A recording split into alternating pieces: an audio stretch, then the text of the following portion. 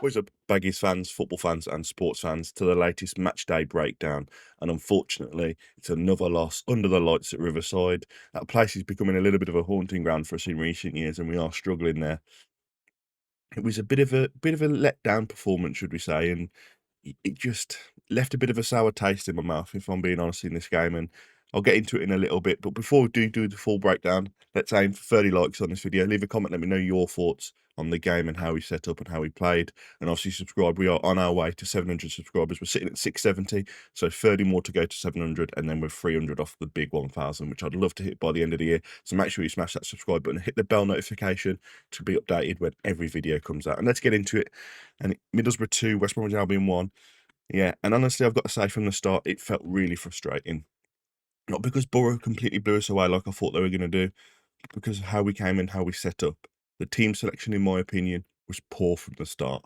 Mason, it almost looked like he was trying to start and defend for a 0-0 draw, rather than actually go and win the game. And with the quality that we've got in the team, we should be going to places like Middlesbrough.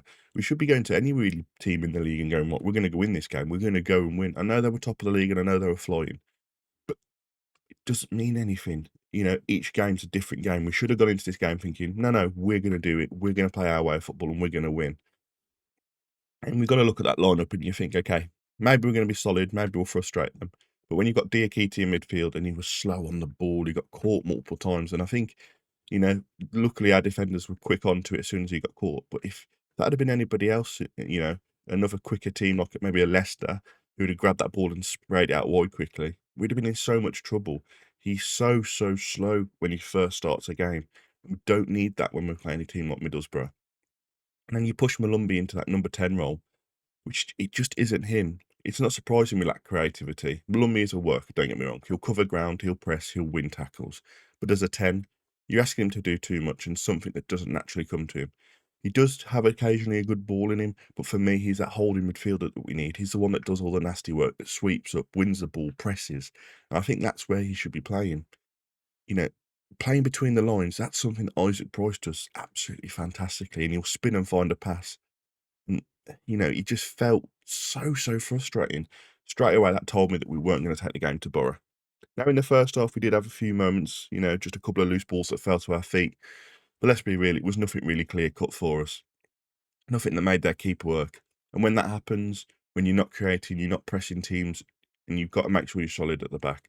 And then what happens? We concede off a long throw-in. Of all things, the Albion, you know, we used to launch balls into the box with Furlong, and we concede a long throw-in. Now, for me, it's poor, this one. The ball gets won at the front post, but two defenders are going for the same ball.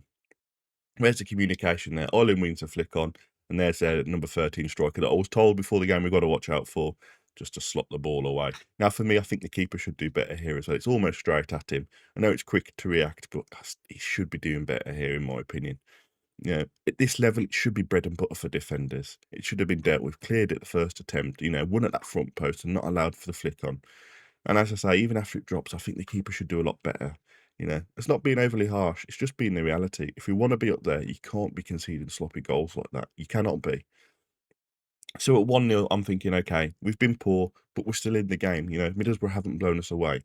Then just before half-time, and for me, this is a turning point for Mason, and he should have changed it here, because Boro had a problem. One of their main defenders, Edmundson, went off injured, and it was a corker. He had his eye had sealed up. He got the back of the head off Heggebo, and it just sealed up. And obviously, you can't play on like that when you can't see out your eye. And that was our moment to pounce. They had to make a change. They changed their defensive line that had been so strong for the opening start of the season. And we should have brought on pace and stretched them and tested that reshuffled back line. But we didn't. We came back out in the second half with the same setup, the same flat energy, and it just invited Boro to, you know, dominate us. And sure enough, the second half starts, and it's all Boro. They're on the front push, they're pressing us back, and eventually they get the second goal. Now, I'll give them some credit for this goal because it was absolutely beautiful play on the edge of the box. A nice little 1-2 in between, played across their striker who just cuts it and then hits it off the post and in. And it is a lovely, lovely goal for Boro. You know, can't take any away from that. But it's a goal that should have been stopped before it even got to that point, in my opinion. There were chances to make tackles, to block the shot, and we didn't. And it's 2-0, and it's pretty much game over at that point. Boro haven't conceded a goal at home all season. We're 2-0 down, and you're thinking, well, we're playing defensively, so, you know, might as well just leave it there and not even watch the rest of it. Now, this is where it gets really frustrated. It took us till the 62nd minute to bring on Johnston. Why are we waiting that long? Because the second he came on, the game changed. Suddenly we had an outlet. We had somebody that could run at defenders, ask the questions that hadn't been asked all game. It allowed Price to stretch the game as well. You know, he was the one that was being man-marked because he was our danger man. As soon as we brought Johnston on, they stretched the play because it's like, well, now we've got to mark Johnston as well. So now you've got Johnston and Price, you know, that you've got to mark. It's just, you know, he showed as soon as he come on that little bit of brilliance, and that was something that we were missing in the game. And I think if we'd have started him, I think it'd have been a different outcome. I do think that, you know, they wouldn't have been able to push as much as on us because we got the likes of Price and Johnston playing, and we should have dropped Molumby. He's so good at carrying the ball, and you could see Boro didn't like that. They were suddenly being asked questions that they hadn't been asked all game. Johnston gave us that bit of spark, that energy. But again, why wait until we're 2-0 down and chasing a game to make that call? And then even more baffling for me, why leave it even later to bring Madger on? You can see that we've got nothing in that middle of the park, in that number 10 role, because Price is out on the left and now Johnston's out on the right. Bring Madger on at half time, change it up. You know, you could see that it wasn't working. You know, he was our top scorer last season and he's still quality. You know, when he come on, you could see the little touches and passes and he was getting in the right area. I don't understand the thinking there at all. You've got a striker who can make runs, get into dangerous areas, and you're chasing a game. You need him to be on the pitch. You have enough time to make an impact. To bring him on so late was just, honestly, it felt stupid. It felt like it was damage limitation rather than a genuine attempt to turn it around for me. And that's probably the biggest one. It felt like damage limitation, whereas we should have been going and trying to win the game from the get-go and not damage limitation. Now, fair play to the lads because we did get a goal back, and I'm happy for Heggebo. He's off the mark in the league, and that's big, big confidence for a striker. That confidence of getting the first goal, it matters, especially in the Championship. Hopefully, he can put a bit of a run together. But even in that moment, it was soured by the commentary from Sky. I don't know if anybody else picked up on this, but it went in, it just flashed up goal, and then the commentator was like, "Oh, the ball's in the net." What? Where's the fanfare? Where's the excitement? If Boro had scored a third, it'd have been ruptures everywhere. The commentary team, you know, it was just nothing from it, and it was poor from Sky Sports in that one. I was watching it live, and I was obviously doing my live stream, and it popped up goal, and I was like, "It's been a goal. What's happened?" You know, the cameras were so like picking it up. By the time the camera had panned, the ball was in the back of the net. We're like, "Who scored? What's going on?" Nothing from the commentary team. Obviously, it was a Heggebo goal, lost ball into the box from Johnston. Heggebo won the flick on, and the keeper come out, and it just flicked over his head. Again, Johnston setting up a goal. It says what everything we need. We need him on the pitch, especially because we've got no right side. The right side again was poor for me. Campbell and Wallace just offered absolutely nothing. Campbell isn't a right back. You can see that he struggles going forward. You know, he's good at defending, but going forward, when you need somebody to support that right midfield, we really possibly need to look at changing for Leicester.